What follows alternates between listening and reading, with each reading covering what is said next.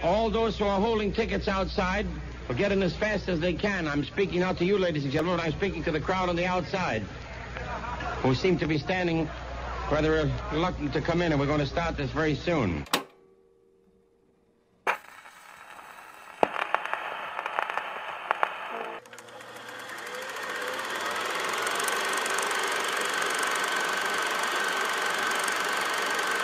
One of the first lessons we were ever taught at school was the importance of sound. Let's say a film or video, no matter the medium in which it is shown has low resolution, an audience wouldn't flinch. When it comes to poor sound, it can pull you out of the experience. They notice little things like how the sound mix is off or how the sound is poorly recorded. Imagine you're sitting in front of a small screen and the sound is to the standards of a movie theater. You probably wouldn't feel a difference in how you take in that story. Now, if it was a large screen and a tiny speaker that you can barely hear any bass on, your body would say, what the hell is going on? This isn't right. So sound is important. It is probably the unsung hero of any cinematic experience. What also is unsung, but in fact sung, is the music of film. It adds contextual layers that enhance the audience's experience. There wouldn't be a semblance of grandiosity within the desert in Lawrence of Arabia without the iconic accompaniment by Maurice Jarre. You wouldn't feel the intense desire of Luke Skywalker's longing to escape Tatooine without the beautiful movement in which John Williams created. When you introduce musicals into the mix, there's added motivation to tell that particular story. From replicating the stage to singing on top of mountains as you emphatically sing the praises of the world around you, the audience is awed. Music goes hand in hand with sound, so it is appropriate that the second Best Picture winner would honor these aspects of filmmaking.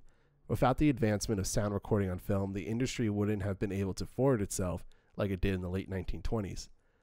The Broadway Melody became the evidence that music and sound could be recreated through a film. This opens up the opportunity for many filmmakers to come who embrace the challenges of a musical. So welcome to Worthy.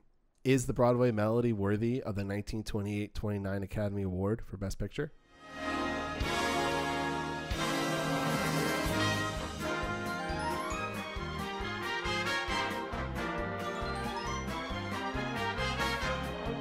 So welcome back to Worthy. I'm Ben. I'm John. And this week we're going to be talking about the second Academy Awards that featured the second Best Picture winner, the Broadway Melody, which is the first sound film to win that award. John has some background information that he wanted to talk about, though, just about sound and sound recording in Hollywood. In 1927, the Warner Brothers made a movie starring a famous singer named Al Johnson. In this movie, the jazz singer Al Johnson's character sang songs, and in one scene he also talked and kidded with the woman who played his mother. Audiences really liked this scene, and the Warner Brothers realized that people did indeed want to hear the actors talk. The rest of Hollywood, too, finally realized that this was not just a fad, and they all now rushed into making movies with sound themselves. But it was hard to catch up. In order to make sound movies, you had to buy a lot of expensive new equipment for recording, and you had to find and hire people who knew how to use it. If your studio was in a noisy location, near traffic, or with airplanes flying overhead, you had to construct a special new building that would keep out all of the noise. Some actors had funny-sounding voices or heavy accents that made them hard to understand. Their voices would not work for sound movies, so new actors with good voices had to be found and turned into movie stars. Actors now had to memorize their lines ahead of time and stand still when they spoke to ensure that the microphones would catch the sounds of their voices. And the directors would no longer shout out instructions to the actors while the cameras were rolling. The microphones were very sensitive and could even pick up the whirring noise of the cameras. To keep that noise off the recording, the cameras and the cameramen were put inside special boxes that muffled the sounds. Cameramen sweated inside these boxes like turkeys being roasted in an oven, and they also complained that they weren't able to move the cameras around anymore since that, too, made unwanted noises. Everyone who worked to make these movies had to learn a whole new way to do their job when sound movies were made. Workers in the theater also had to relearn their jobs. Projectionists worked in a tiny booth way up high at the back of the theater, running the films through the projection machines that brought the films to life on screen.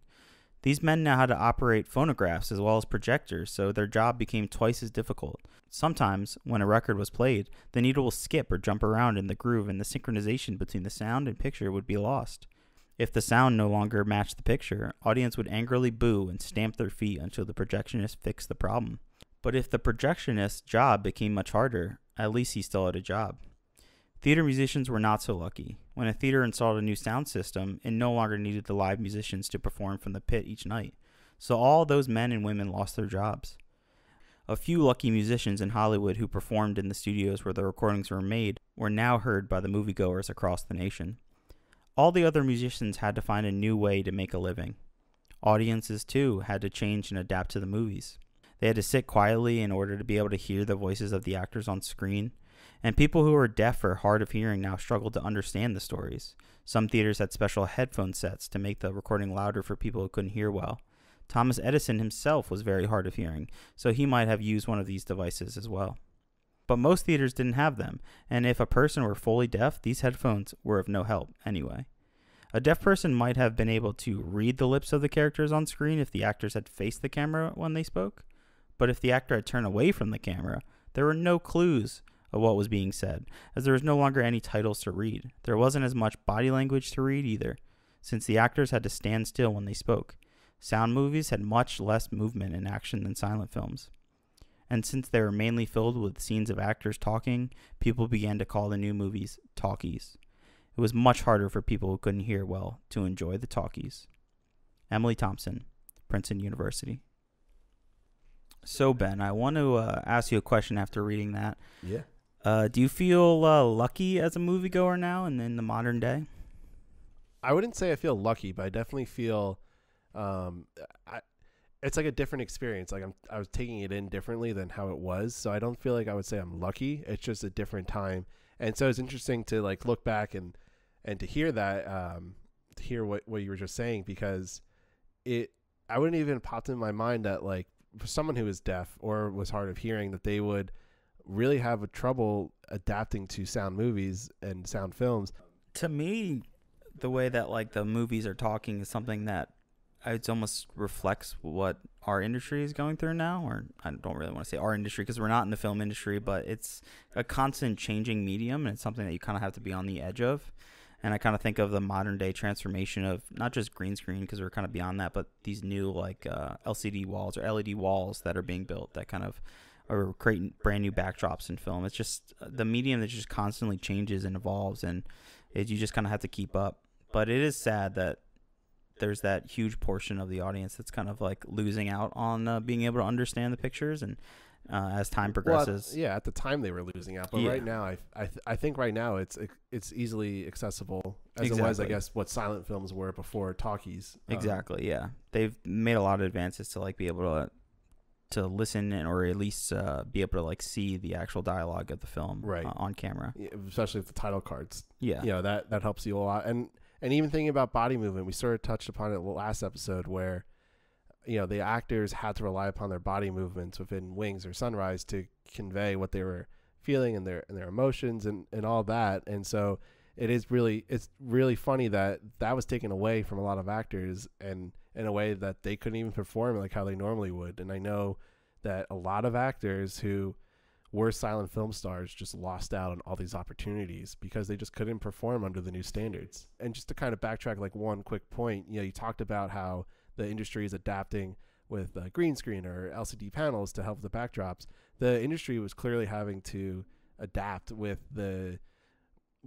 talkies and using sound recording. I mean, you read that a lot of the camera operators and sound operators had to work within these tin boxes, which I can't even picture right now, like what that would be like, that they had to like sit in a box while filming. But I guess that was part of the times, and the fact that I guess the mics had to have been that strong to pick it up, but the fact that they even had that strong of microphones is also pretty incredible. So it's just really interesting how the film industry is always adapting with new techniques and new ways of doing things. And clearly it started in the 1920s. Yeah, I was just thinking about how loud the cameras are. The constant spin of the reels was probably just so obnoxiously loud and just constantly being heard on films. But that's like not even a worry today, though. I've never really had to encounter that where like the camera is... No, cameras are dead silent now. That's why. But they still have like pretty gigantic fans. They still are pretty noisy. But I guess we're talking about huge like RE Alexas and red cameras. Yeah. But then the fans do stop when you start recording. To like cool down the camera overall. Yeah. But that's totally outside of this discussion. But anyways, but the industry is clearly adapting at this point in time. And I think that's a great segue into the Broadway Melody, because it shows and represents the advancements of the film industry within 1928 and 1929. And I think that And I think that's the main reason. We'll get into that more, but I think that's the main reason that we're going to take away from this for as to why it won, was because of what it represents, of how the industry has changed. And that's a very unique win, because I don't think that really ever happens again in Oscar history, where a movie is winning based on the advancement of technology rather than the merits of the film itself. It's something that's like so impressive that like that takes up the entire conversation.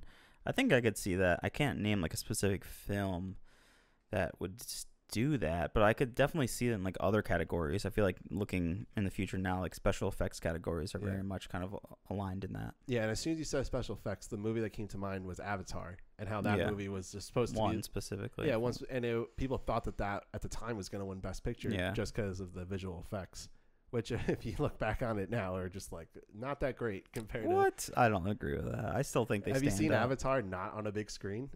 I mean, I've seen it on TV, so I've seen it in 4K. Yeah, I don't know. I'm not as impressed, but that's also we're also it's like a decade old at this point. It is a decade old. And I think that's the case of a lot of.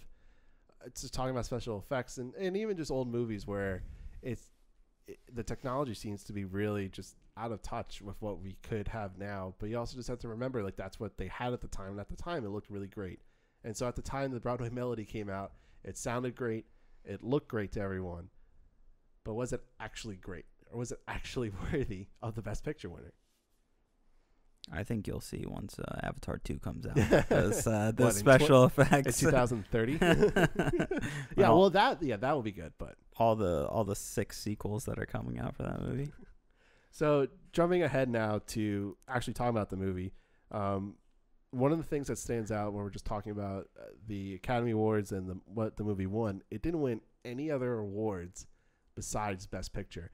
And that's only happened 2 other times, and those 2 other times were only in the 30s. So it belongs in a very unique category of Best Picture winners, where it was only recognized for just the one award. Now it's Best Picture. Bring a crown to all Broadway. Not a clown on Broadway. Your troubles there are out of style. Of Broadway, always wears a smile. A million lights, they flicker there. A million hearts beat quicker there. Those skies are gray on the great The Broadway Melody. A pair of sisters from a vaudeville circuit try to make it big time on Broadway, but matters of the heart complicate the attempt. The all-talking, all-singing, all-dancing film. Singer-songwriter Eddie Kearns performs the Broadway Melody in front of other Broadway writers. He tells some chorus girls that he brought the vaudeville duo, the Mahoney Sisters, to New York to perform with him in the latest revue being produced by Frances Zanfield. Harriet Hank Mahoney and her sister Queenie Mahoney are awaiting Eddie's arrival at their apartment. Hank, the older sister, prides herself on her business sense and talent, while Queenie is lauded for her beauty. Hank is confident they will make it big, while Queenie is less eager to put everything on the line to become a star. Hank declines the offer of their Uncle Jed to join a 30-week traveling show, but says she will think it over. Eddie, who is engaged to Hank, arrives and sees Queenie for the first time since she was a young girl and is instantly taken with her. He tells them to come to the rehearsal for Zanfield's revue to present their act. Zanfield isn't interested in the duo, but says he might have a use for Queenie, who begs him to give Hank a part as well, saying both will work for one wage.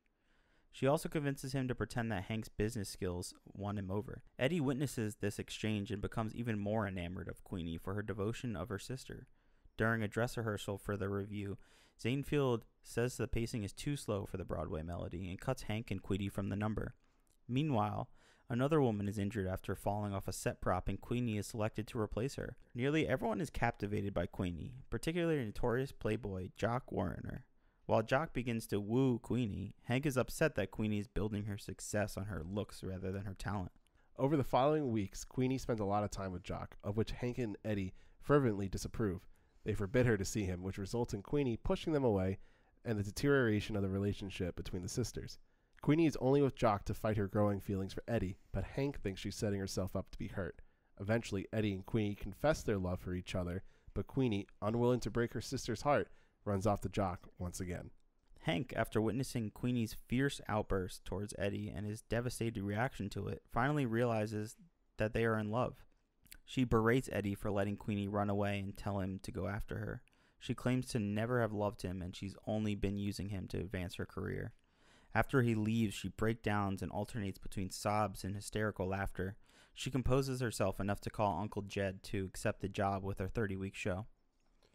There's a raucous party within the apartment Jock had recently purchased for Queenie, but he insists that they spend time alone. When she resists his advances, he says that it's the least that she could do after all that he's done for her. He begins to get physical, but Eddie bursts in and attempts to fight Jock, who knocks him through the door with one punch. Queenie runs to Eddie and leaves Jock and the party behind. Sometime later, Hank and Uncle Jed await the return of Queenie and Eddie from their honeymoon. The relationship between the sisters is on the mend, but there's obvious discomfort between Hank and Eddie. Queenie announces she's through with show business and will settle down in their new house on Long Island. She insists that Hank live with them when her job is over. After Hank leaves with her new partner and Uncle Jed, Queenie laments the fact that she wasn't able to help her sister find the happiness she deserves. Ironically, Hank's new partner is the blonde who tried to sabotage their act when the sisters first arrived in New York. The final scene shows Hank on her way to the train station. She promises her new partner that they'll be back on Broadway within 6 months. The Broadway Melody is directed by Harry Beaumont. Written by Edmund Golding for the story, Norman Houston and James Gleason for dialogue, and Earl Baldwin for titles for the silent version of this film. Produced by Harry Rapp, Irving Thalberg, and Lawrence Weingarten. Cinematography by John Arnold. Film editing by Sam Zimbalist. Recording engineer Douglas Shear. Sound technicians G.A. Burns, O.O. Cicciarini, Luis Cobb, and Wesley C. Miller. The main cast, Charles King as Eddie Kearns, Anita Page as Queenie Mahoney, Bessie Love as Hank Mahoney. So, Ben, I heard this, since you've watched every Best Picture winner now, yes. I heard this is your favorite. No. No. This is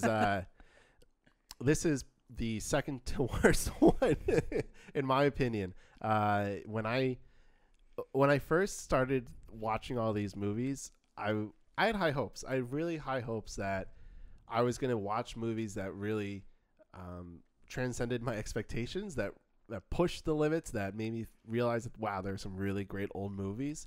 And I felt that way with Wings and with Sunrise. And then I watched the Broadway Melody, and I just was like, whoa, come on. It was, to give my brief overall feelings about it, it was shit. Wow. Yeah, it's really bad. And we when we were texting after you had watched it, you were like, yeah, it was good after a certain point. And I said, well, is that certain point after the opening shot? Because I never felt any part of this movie truly made me like it. There's, from the story, which has so many flaws, to the acting, to the technical parts of the movie, there are just so many wrong things about this movie.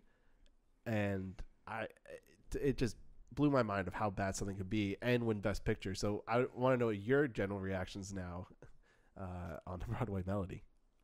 Well, honestly, I think it's just very okay. I think when I look at the film, I really compare it to the time and the kind of like the first year or two after they, had Al Johnson in the Jazz Singer.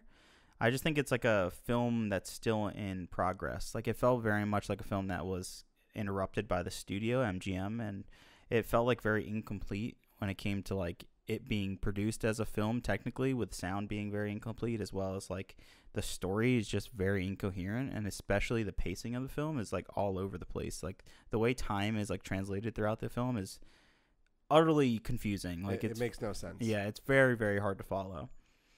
And it's funny, like, look back at those previous films and like you didn't experience any of that. It was very coherent from point A to B. It was like you knew how much time has passed. It was just so incoherent. Yeah, it is interesting when you say like it was a work in progress. To just give a little backstory on the production, it was like rushed through. I think it was started production in like October of 28, and then the beginning of 29 it was out. So they like really rushed through it, and they when you look back upon it, they said like, oh, well, it was kind of experimental in the sense that like we just got to see if we can actually do music and sound at the same time. But I can't fully accept that because it was still viewed by so many people, and still so many people liked it. I mean, it's the top grossing film of that year. Yeah. Which makes very little, it just makes very little sense as to why it did win. And I think that, and we mentioned before how it's one of 3 movies that only won Best Picture awards, and I mean, I have to agree. Like, there's nothing really else about this film that would make me want to be like, well, that was actually really good, and that deserved to win. Like, I just didn't feel like any of the actors did anything. I didn't think their singing was good. I didn't think their dancing or choreography was good. And not to like shit all over the movie, but I just found it very disappointing, especially when you get to put into the context of Best Picture winners. If someone were like, would you recommend watching it?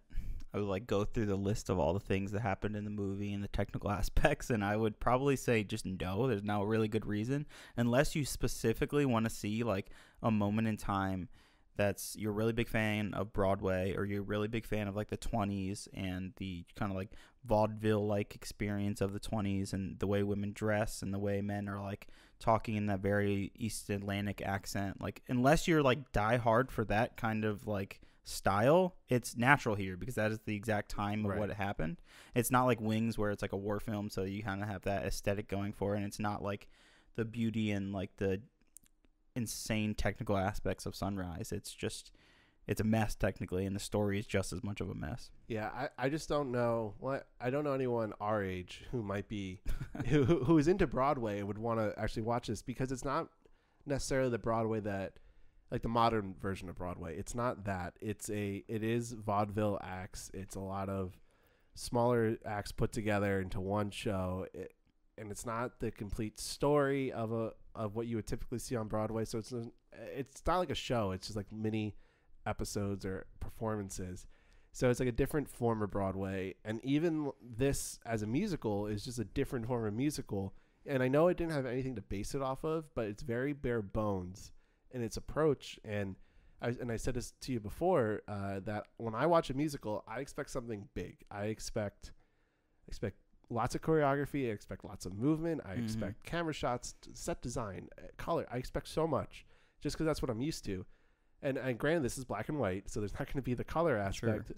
But there's no camera movements at all for any of the performances. They're just straight on like shots. And even then, a lot of the characters fall out of frame. Like the main characters in one of their performances just fall right out of frame. And it's like, how did that pass? Who watched that daily cut and was like, oh yeah, that's fine?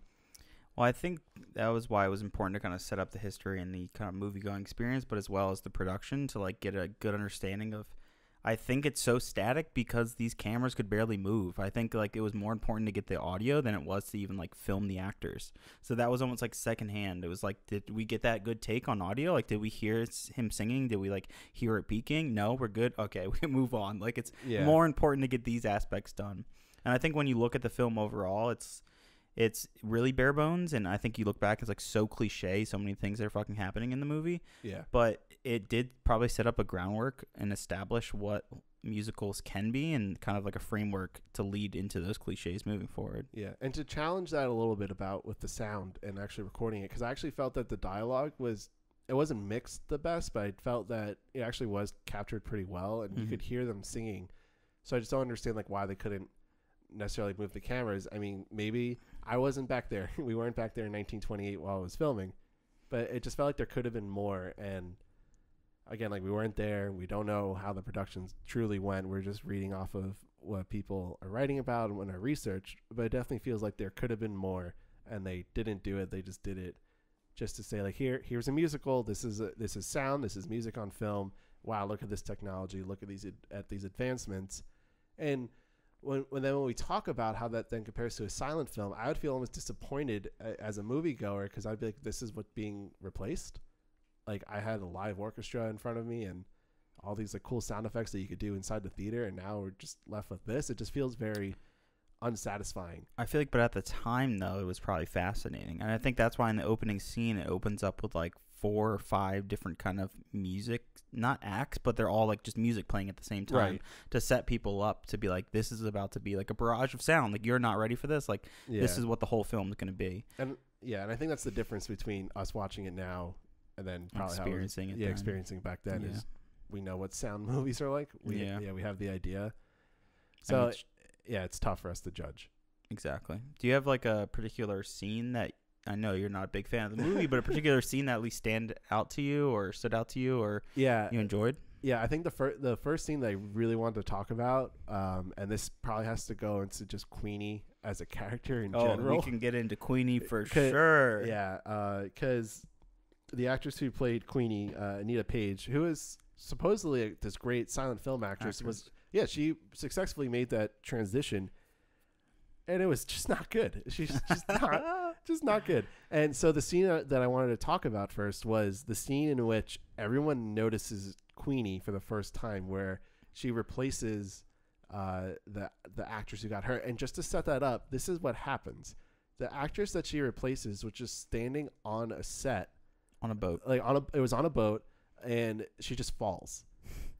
And it's like, you don't know why. Yeah, you don't know why. She just falls over. Yeah, so you're like, okay, like that sucks. And so Queenie like literally just stands there with her like arm up in the air, still, and everyone's like talking as if they just watched like Madonna just perform for the first time. It was their jaws. Everyone's obsessed with her. Yeah, they're like, oh my god, look at the talent. Was she? And I was like, she just stood there. Yeah, it makes no sense on a story level because there's no story developed. Like if it was a line or a role that she had to like deliver a big line and she did really well and it was like impressive, then I could see it. But in a story structure, she literally stands there. She's like supposed to be like the mermaid on the edge of the boat, kind of like showing the significance of the boat, but she literally does nothing. And even more so, technically, they don't even like show her after she gets up into position, and then they like barely cut back to her. Right. It's so weird. And that's where I have issues with like the cinematography, where it's just these stagnant shots. There's no like coverage, so there's a lot of like almost one takes of a lot of these scenes. Definitely, and you don't see reactions at all. So, and I have to go back to like Queenie and her just standing there. That's what represents some of the disgusting parts of Hollywood, where it's like these actresses got by based on the horniness of the men who were around them, and the producers that were like pushing those women. Yeah, exactly. And you find out through the whole story that like all people just care about is Queenie's looks. They don't actually. All they care about is fucking. Literally, this the whole fucking movie is about. It's just a men wanting to fuck different women. Like, exactly. Literally. It's just how can I get this girl? Like how can I use my position of power to get this girl to do something? Yeah. No, literally, and then just say, oh, but I helped you get there. Now you have to sleep with me. And this is 2020. We're at a time where we're trying to eradicate that. And again, like this is the movie that represents what's wrong with Hollywood. And not in a satirical way, in a very like this is just how honest, it is kind of way. They like deal with it. This is the way the system works. Yeah, I was so confused by her character, especially because Eddie, who is this like quick-witted, super like smart and witty character. Is he super smart? Well, we'll get to that because in the first 20 minutes, I think Eddie is fucking awesome. Not Eddie, sorry, Hank. Yeah. Hank is quick-witted. She's really quick. She's like quick on her feet. She's kind of like the talking head for the two women. Like Queenie's pretty silent, kind of sits in the back, while Hank is like the leading girl. But her character, like we'll talk a little bit further into it, but she just like dissolves basically. Like she kind of deteriorates. And the difference between the way men look at Hank and the way men look at Queenie is so drastic in the film. They like want you to look at Queenie as like this goddess, and then they want you to look at Hank as like a troll, like this like girl that no one fucking cares about. Yeah, even though she just is again quick-witted, smart, and is able to in a way produce the Mahoney sisters to just be a good act. And that's not, it shouldn't take away, like her looks have nothing to do with it. It should just be based on their performances and stuff, which isn't great. It's not good performances. I think Hank is great. But in the first like act of the film, right? But are you talking about her actual acting or her singing performance? Because if you think about the Mahoney sisters with their singing and like their tap dancing, it's pretty bad. Well, here's the thing: there's multiple scenes of that, but every time it happens, I can't tell if the film is trying to say that they're bad or that like they're not working together as like a partner. You know what I mean? Yeah, no, I see what you mean, and I think that the people are supposed to think that they're actually good, but that just Queenie stands out more just based on her looks, and that's all that matters. Yeah, exactly. And so, but then when you're actually watching the movie and like you're seeing this for the first time, they're out of sync. Their movements aren't the same. The tap dancing doesn't really work. Yeah. And you would get that impression of like, oh, maybe they're not good. But I actually think that people said that they were good and believe that they were good.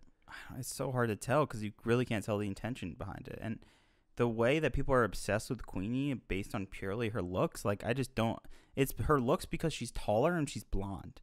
Those are the only two reasons. Hank's blonde. Well, then it's just because she's tall. Then, like, the women look very similar. They're sisters. They look so similar. Like, they're very casted well to be sisters. But what makes Queenie so much more attractive to people? It's a shallow look, and again, like going back, it's just what's wrong, and it's what's wrong with Hollywood. It's just so bad and just in bad taste. It truly is, and that's what's really frustrating about watching the movie.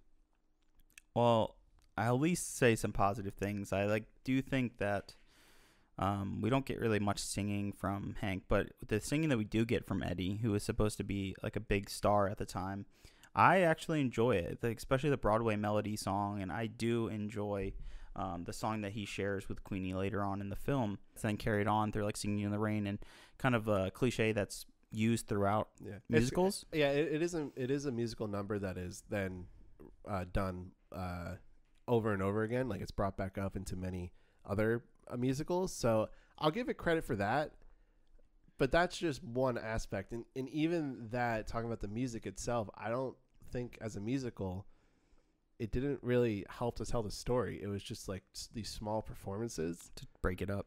Yeah, but then when you put it into like the context of Singing in the Rain, Gene Kelly is singing it to I'm blanking on the actress's name right now, and he's singing it to her like in the studio setting, and there's a lot of motivation to tell it. That, there's a lot more thought put into it for You Were Meant for Me, whereas it was just like Eddie holding Queenie's hand.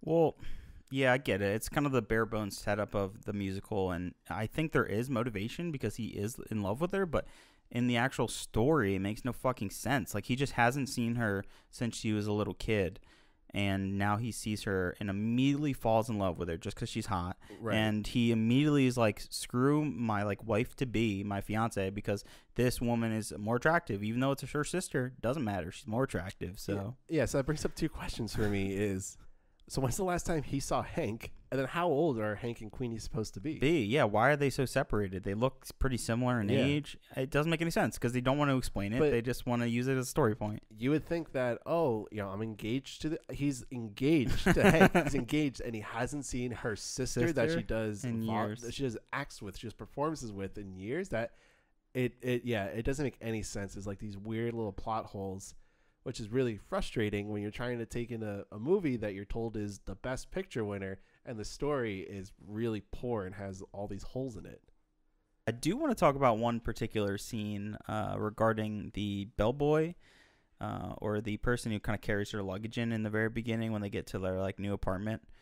For some reason, this just really struck out to me. I think specifically because I love Home Alone, and I love the scene where the bellhop is asking for money, and Kevin McAllister, just obviously a kid, just hands him like $1 or something like that. That's always a scene that I've like loved in that movie, and it was like really funny to see that kind of reference that I guess kind of became a cliche. Like, I think throughout like film history from this point on, you see that a lot more, like the service staff kind of playing for money as like a joke. Yeah, maybe that was in another movie beforehand. Before that, I don't know. It's definitely the earliest film that I've ever seen with that particular moment, and it does come back and play where the I think Eddie like gives him money or something like that. He like finally gets like a good amount of money later on in the scene. It's like the only complete story in this entire fucking movie is the bellhop, literally. Yeah, it is. Yeah, no, that's a fun little thing. I think that might be like, again, when we're talking about like the good parts of the movie, it's like the beginning is like that's probably the only like funny thing that happens is the bellhop just being like, yeah, can I have some more money please for all the shit you just ordered? Yeah, there's really not many funny parts in this movie. There's like, but even that's a confusing thing, because are they in a hotel? Are they in a hotel or is it their apartment? Because they go back to that at the end, and it's like, okay, like, we still in the hotel? Are you guys treat it like an apartment? It's really weird.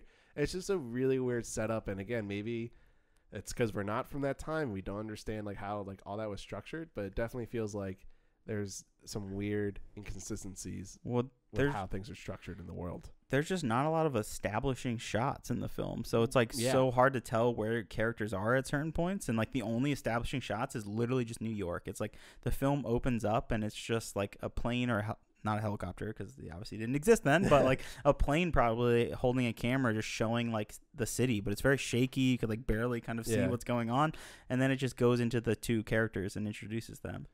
And the film ends with like the same similar thing. It's like them leaving New York City, basically. I think it's like Times Square. Times Square, yeah. The show. Which is cool to see Times Square in like almost 100 years ago. It's fascinating. Yeah. No, yeah, that is cool, but it just doesn't do it enough. And again, when we're talking about the shots of the film, there's just like not enough like coverage. There's not enough ways that they set everything up. It's just like room to room, just like the generic sets that you expect out of any old Hollywood movie. And when we're talking about expectations and like going into this, like I wanted more and I got nothing.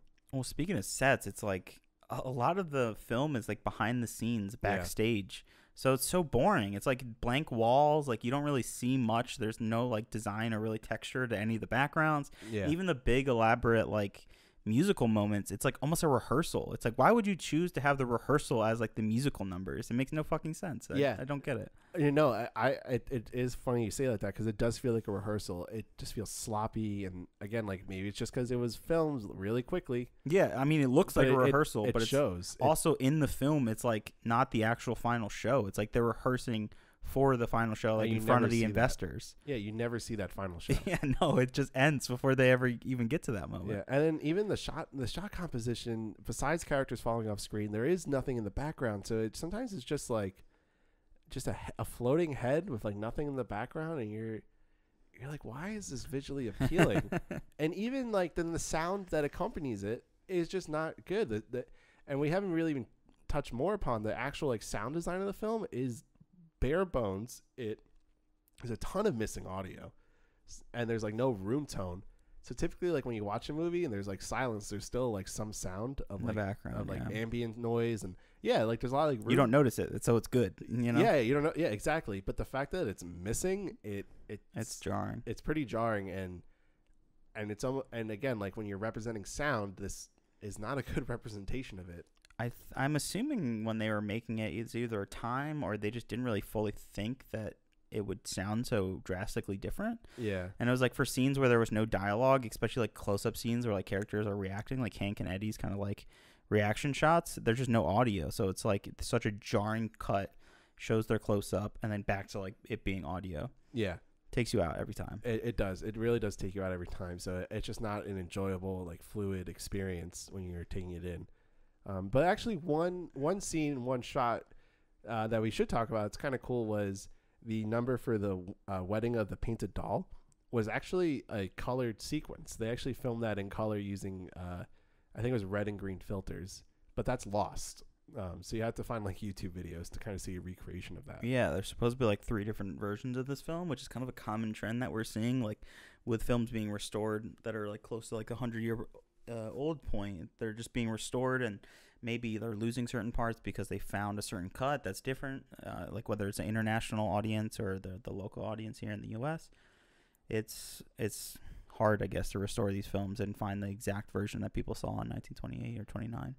Yeah, which is unfortunate, and it's just luckily we live in the digital age where none of that, anything we record isn't going to be lost. But yeah, it's unfortunate we have lost a lot of great moments of cinema just due to time and age.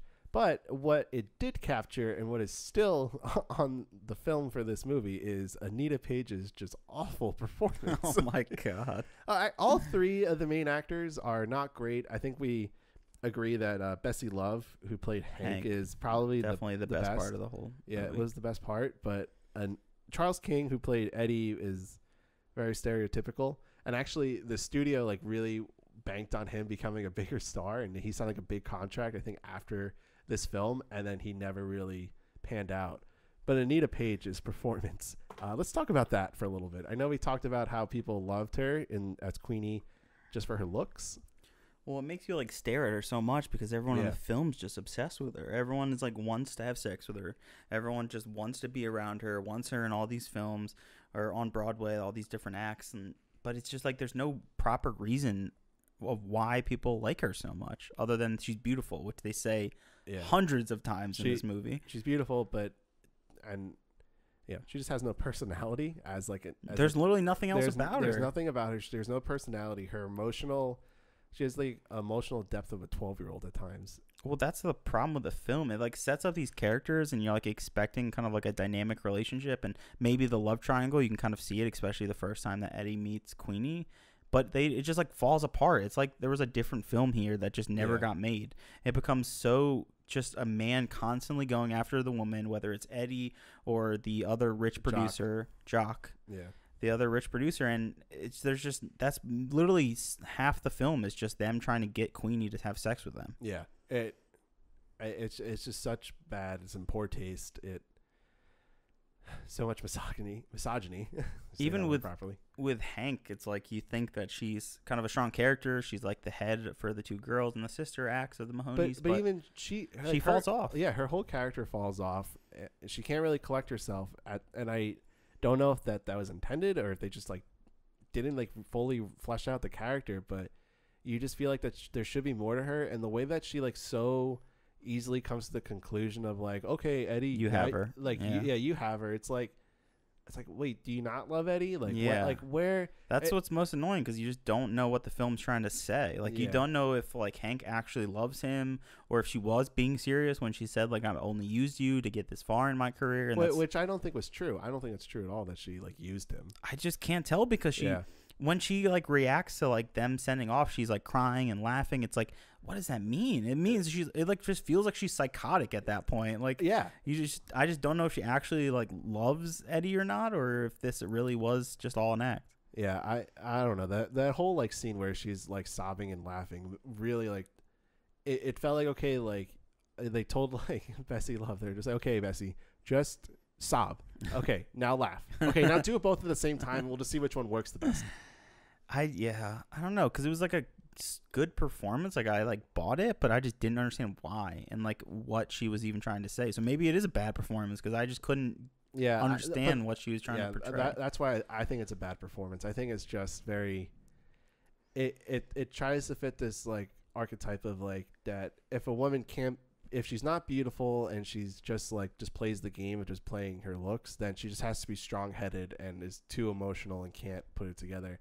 And it's like, that's not how it works. That's not how characters and people are. They're so much more complex. Yeah, there's more complexity to that. So the fact that they like that, and that's how it feels like sometimes with a lot of like old movies that I've seen that I was like disappointed by, that I didn't want to have with this movie, was that people, especially women, get boxed into these like characters and these stereotypes of like, you can only be like one or two things, and those one or two things don't make you look good.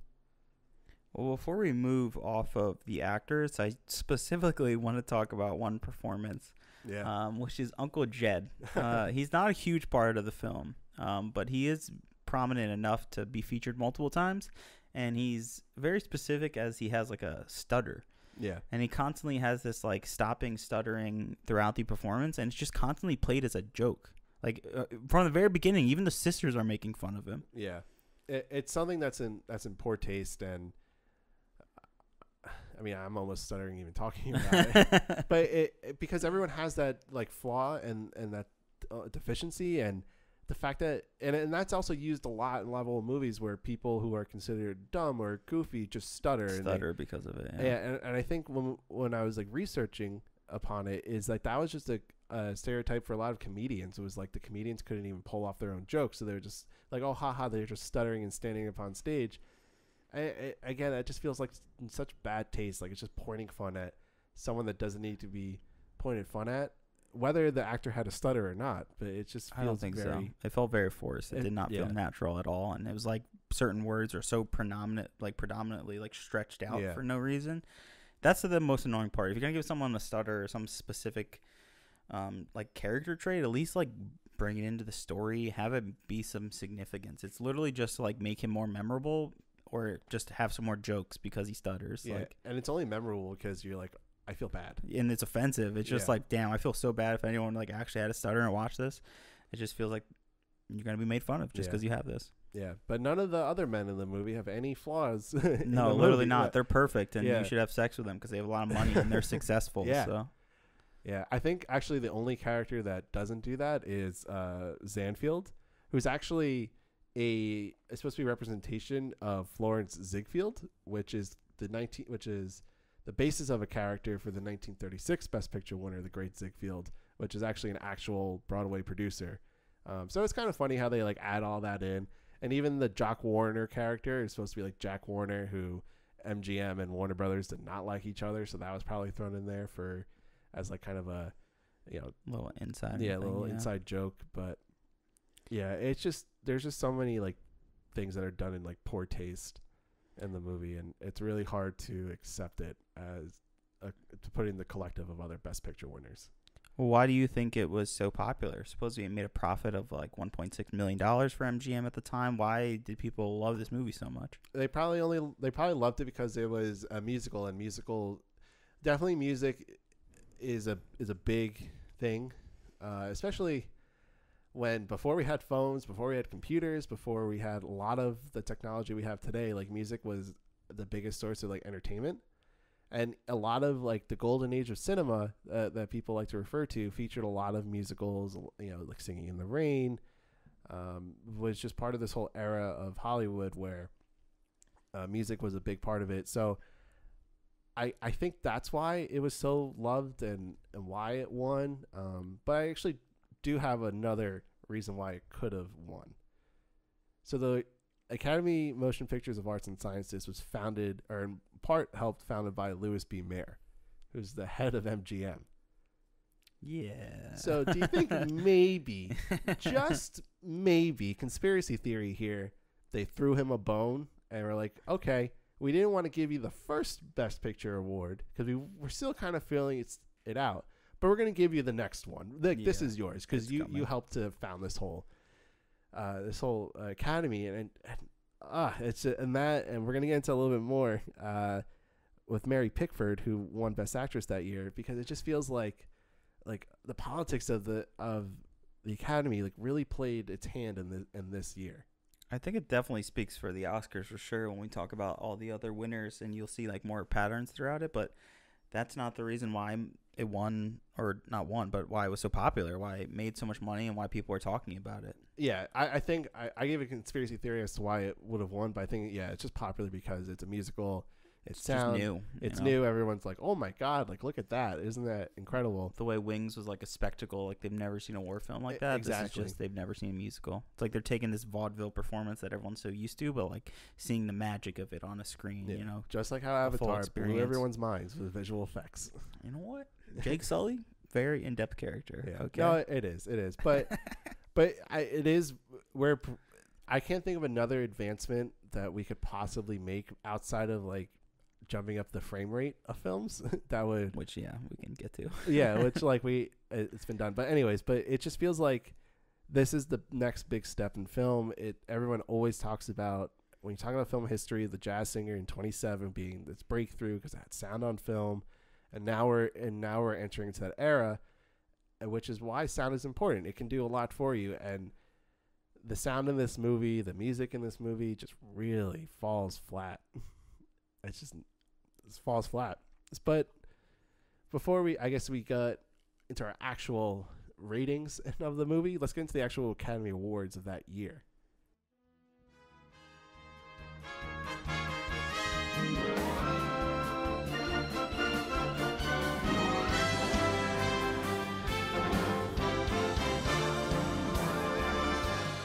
So the show took place on Thursday, April 3rd, 1930, at the Coconut Grove of the Ambassador Hotel, which was honoring movies released from August 1st, 1928 to July 31st, 1929. And instead of 12 categories like the first Academy Award, it was reduced down to 7 categories. I feel that's such like an odd number, just 7 categories. There's something nice about 7, though. Why it's not 8? But also, it just feels like there should be more. And also, I mean, right now we're at 24 categories, I think, at this point in time. So it's for a lot of other reasons why there wasn't more. But just the fact they narrowed it down feels a little odd. But there's one huge change that there's a lot of changes, but the biggest change was the elimination of unique and artistic picture, which would have, I guess, continued, which helped Sunrise win. At least a spotlight for Sunrise. Yeah, definitely. It gave Sunrise a spotlight. But so now we're in this point of history where they say, okay, well, now only Wings is the first Best Picture winner, so now Broadway Melody is the second Best Picture winner. So it's really interesting of how like that's a huge change with this award ceremony, and now it's only one film that gets recognized as being the best picture of the year. So along with removing the best artistic picture, we have the removal of best directing comedy and best directing drama. So it's no longer split like you would see in like the Golden Globes nowadays. Right. And it's just simply best directing. Yeah, there was no more best engineering effects, which is the only other award that Wings won for. So that was completely eliminated. No more best writing adaptation or best writing original story. Simply the best writing award. How do you feel about that? Because I don't really love that. Cause I guess also because we're used to best adapted screenplay and best original screenplay, but it just feels. Yeah, we're definitely used to it because like as long as we've been alive, basically that's been the categories for it. Yeah. It's odd. It's almost like them saying that they want to kind of get away from and really stick with talkies, especially the fact that they removed like the title writing. But is the screenplay a representation of talkies, or because the screenplay is the story, which you still get in a silent movie. So the fact that they took that away, so they had it right the first year. So I don't understand. Maybe I don't know what went on in the room to make that decision, but I just don't understand that thought process to take it away.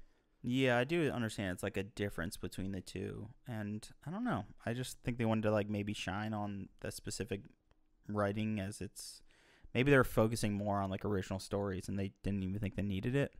It could just been like a year decision where they're like there's really like one film that was based on a like adaptation. Right. So we don't need two different categories. It could be just something they're like we can change this year by year. Yeah. Which does happen. Some other things was also best writing for title writing. So the title cards was discontinued from that year. And they also introduced a sealed envelope system, which is what we still use today. The second Academy Awards was also unique as there was no like official nominations and no nominees were really like notified. Yeah. And well, I think that's where we should talk about this. The actress who did win was Mary Pickford, who, going back to my conspiracy theory about Louis B. Mayer and him getting tossed a bone for the Broadway Melody, is she helped to found the Academy, and she's the only one that knows that she was nominated to win, for Best Actress, and she campaigned and won. So again, it plays into that like politics hand of the award ceremony. As you said, Best Actress winner is Mary Pickford, and Coquette as Norma Bisson. Best Art Direction, The Bridge of San Luis Rey, Cedric Gibbons. Best Writing, The Patriot, Hans Crailey. Cinematography, White Shadows in the South Seas, Clyde Davina. Best Actor, Warner Baxter in Old Arizona as the Cisco Kid. Best Direction, Frank Lloyd, The Divine Lady. Yeah, Frank Lloyd is an interesting winner for a few reasons. Because he won for Best Director, and The Divine Lady wasn't nominated for Best Picture, but also he would then go on to direct two future Best Picture winners that he didn't win Best Director for, but it was for Cavalcade in 1933 and Mutiny on the Bounty in 1935. So just a name just to keep in mind when we get to those movies, because clearly now we're starting to see a path where some people who get to become those typical Oscar filmmakers, like you're typically going to see Martin Scorsese movies as Oscar bait movies. You're typically going to see De Niro nominated. You can list off any big names, Meryl Streep, whatever, Daniel Day-Lewis.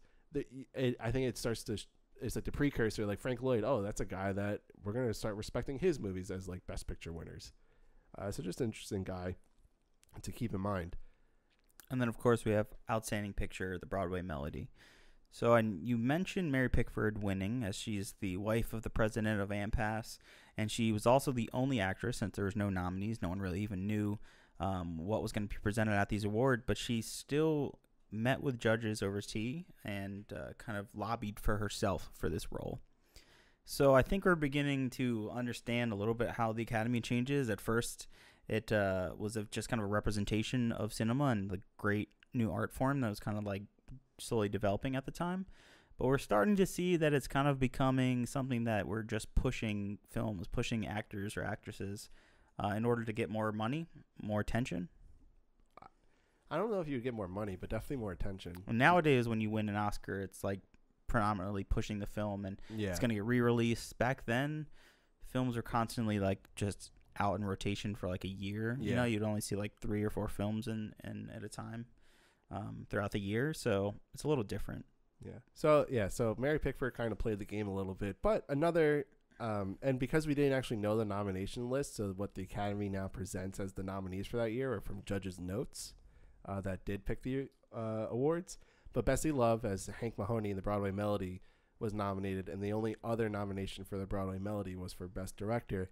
So, John, do you feel like either one of those should have won for Broadway Melody? Do you think that it could have had some merit for winning? Not, and even though we don't know all the other movies from that year, but do you think maybe it had some merit to win those awards?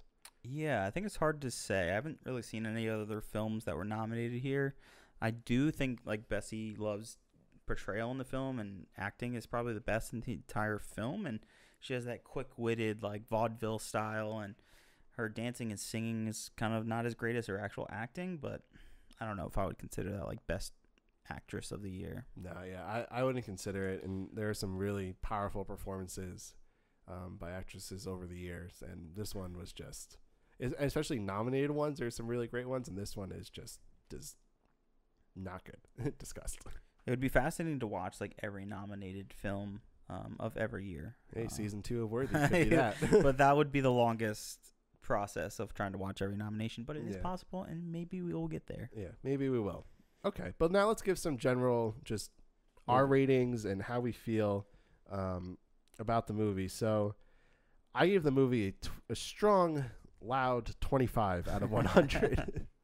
Yeah, so out of 100, I would give it a solid 30. So not too much higher. I think the smaller aspects that I enjoyed more is like her in the very beginning and kind of the setup. I could see where the kind of film was going, but then it kind of fell apart, and it had all those horrible elements that we discussed earlier. Yeah, I think that the reason I still gave it some number rather than a zero was just because I do have to admit that it is impressive that they were able to get sound on film. Like as someone who aspires to be a filmmaker, as someone who's a cinephile, like I love like knowing all the production aspects. So I do give a big kudos that they were able to do it, but it doesn't mean they did it well.